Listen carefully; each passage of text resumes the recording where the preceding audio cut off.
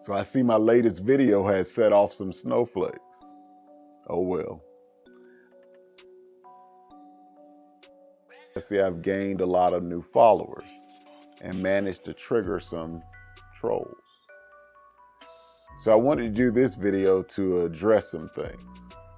First, in my last video and most of the videos that I produce, I start with greetings to those of you who back the blue.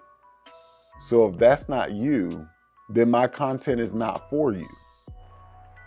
And let me cover another thing, Woke-ites. It's not all about you.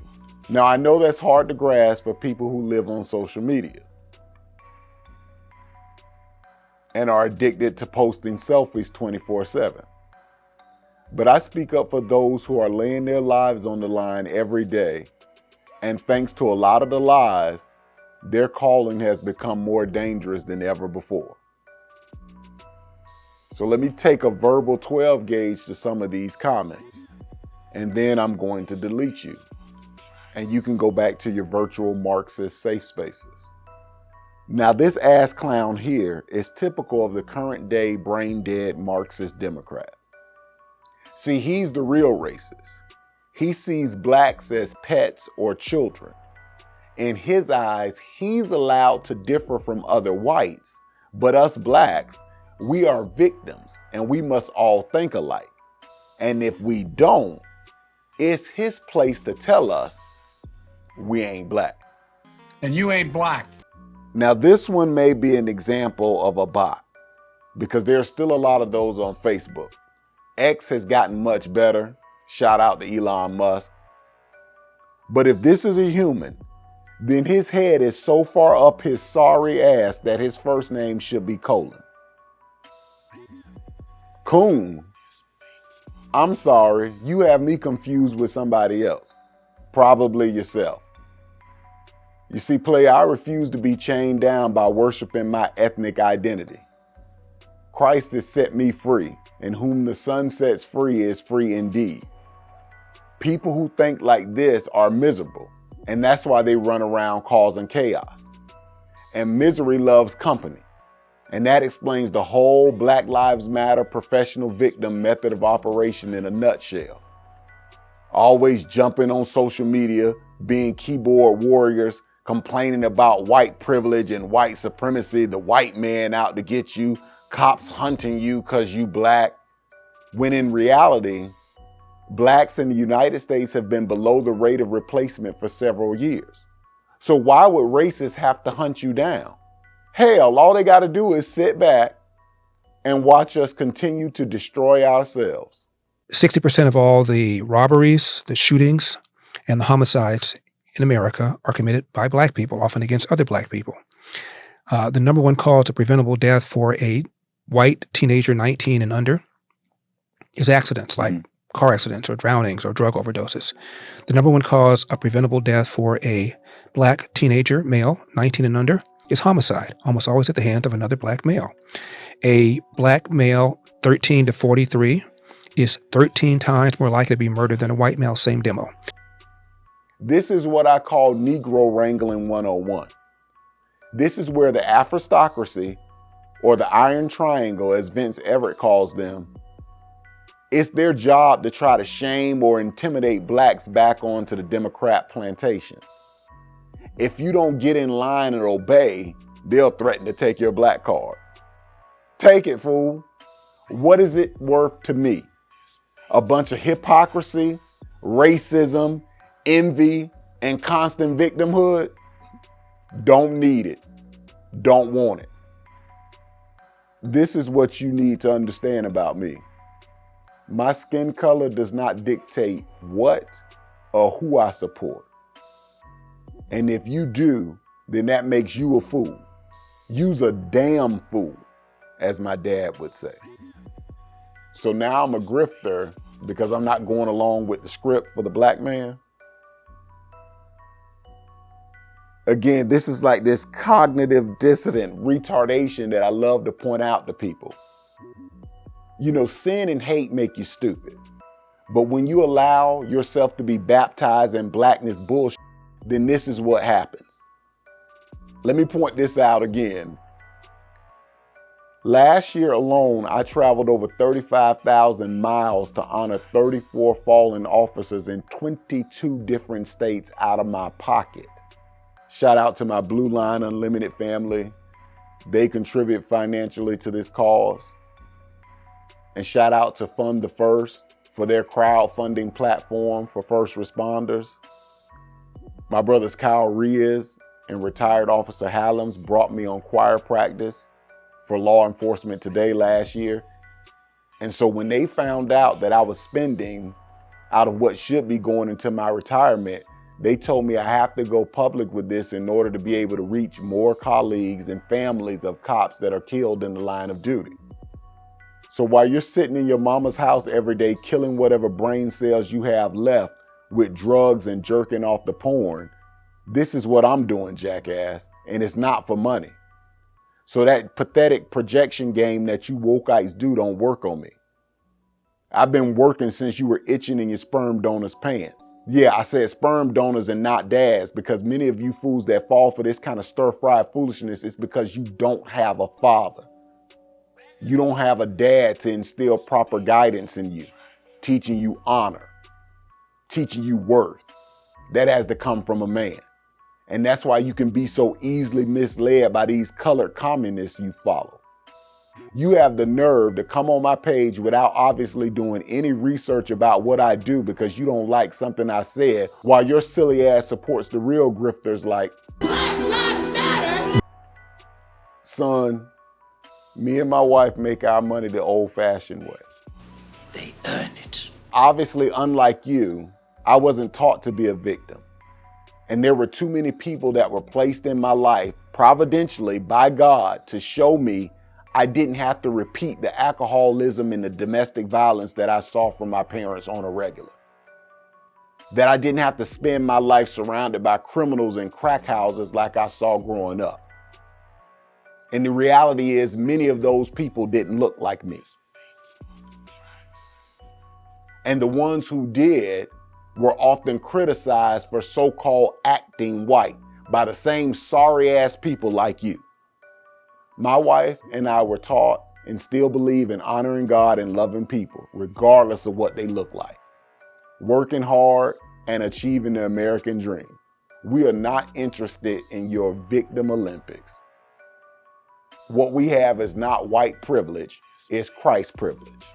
When you have a new life in Him, when you've been born again in Jesus Christ, all of this nonsense, oppressed crap has no place. We don't wake up every day saying the white boogeyman is out there plotting with the popo to get us. We're not looking for microaggressions in everybody that doesn't look like us. We're not worried about systemic racism and these racist systems put in place by the white man. Because it's funny, those same systems have produced more black millionaires in America today than in anywhere in the entire world. But it takes discipline, planning, sacrifice, hard work, all the things that Marxists like Black Lives Matter got people like you fooled into believing is whiteness. That's why your false god, Karl Marx, called you useful idiots. You see, we believe in surrounding ourselves with people that share our faith and our values, not choosing people based on whether or not they share our skin tone. Hashtag Christ over color. And when you live your life like this, there is so much freedom and joy. One of the things that people all over the country know me for is my laugh and my smile. I can't help it. I love my life. I don't walk around hating people because I've been programmed to.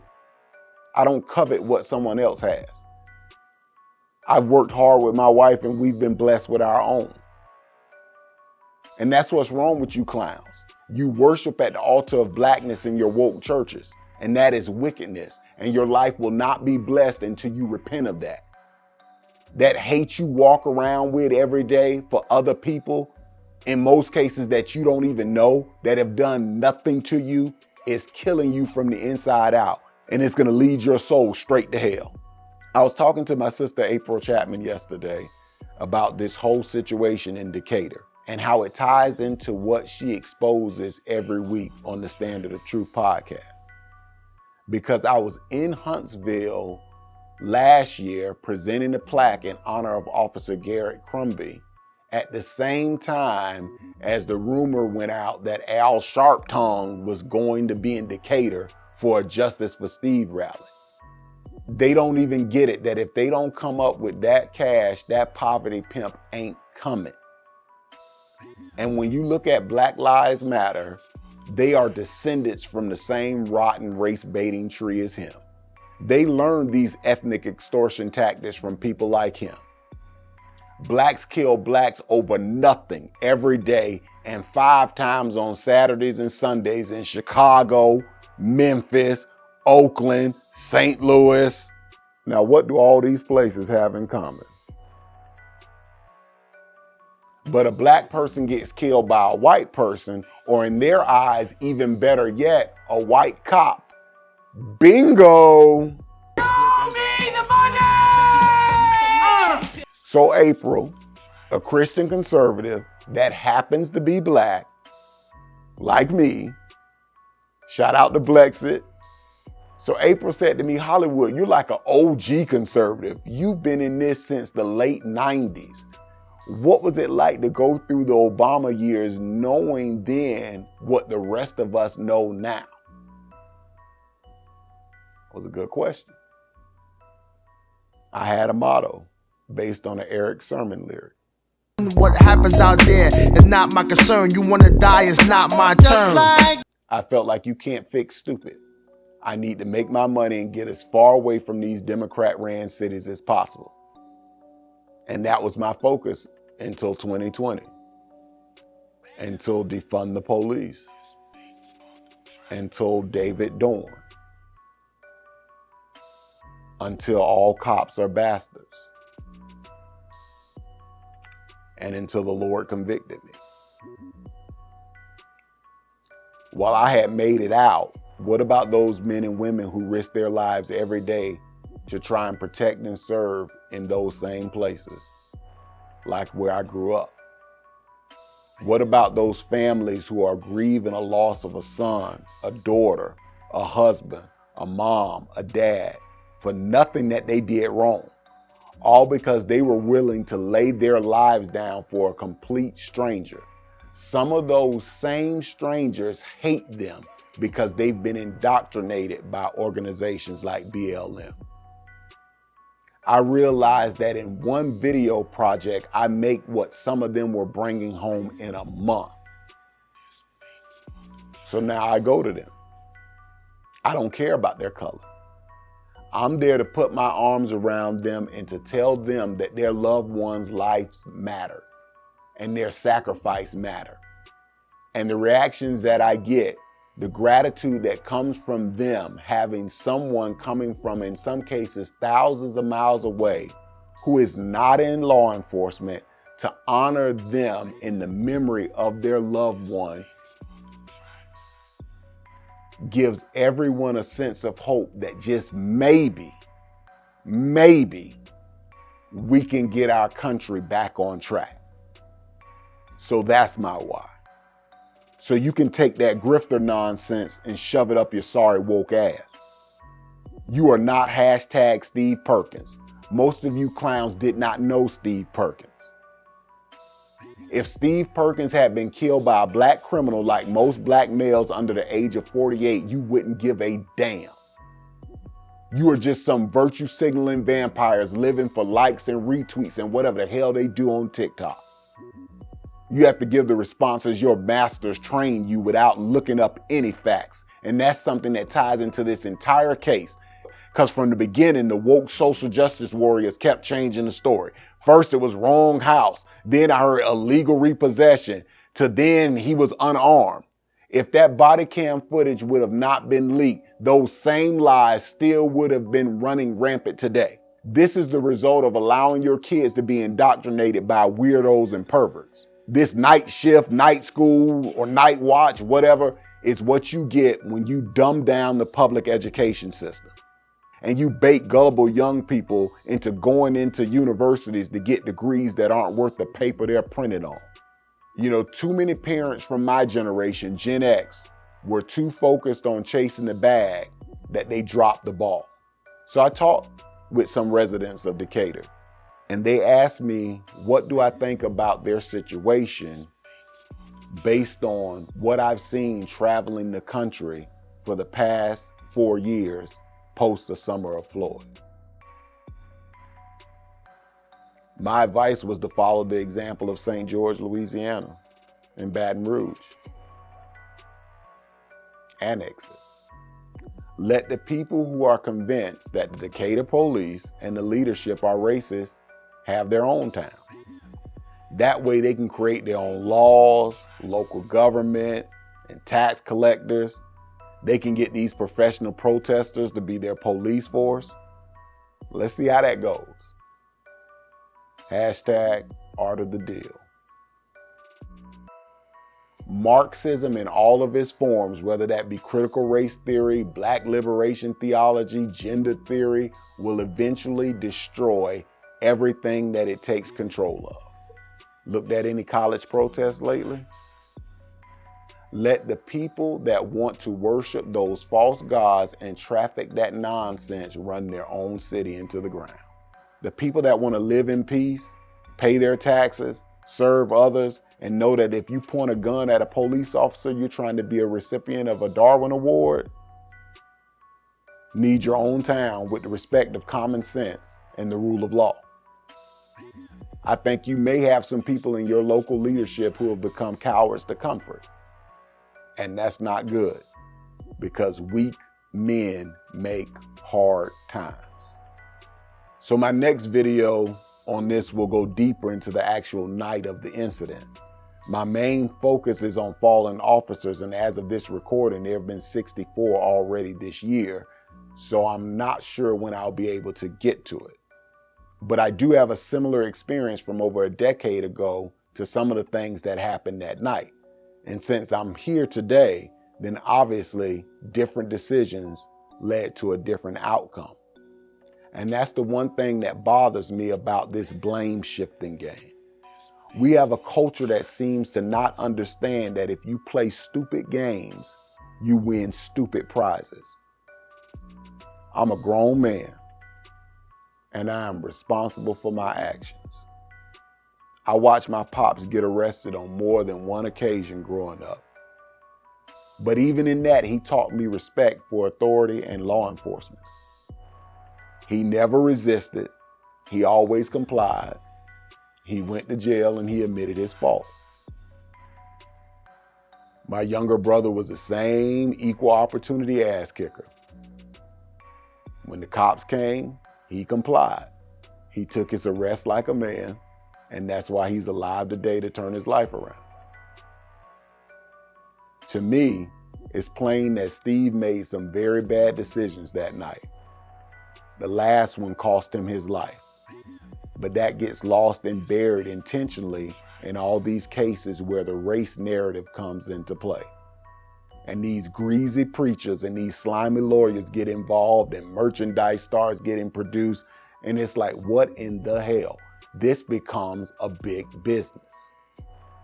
Sadly, the most important lesson about critical thinking and personal responsibility is never learned. And the vultures pick all the meat off the community. Then they move on to the next case with the mainstream media giving them cover, and they run the same playbook over and over and over again. 1-800-CALL-A race baiter. The aristocracy knows it will keep happening because the culture is rotten. They count on it. It's how they make their living. Booker T. Washington warned about this over 100 years ago, and people are still falling for it. I've seen so many of them in private say one thing and jump in front of the camera and say the total opposite because they got to play the role. But you know, they'll never live in those communities that they claim to care so much about. This is wrong, and it needs to stop.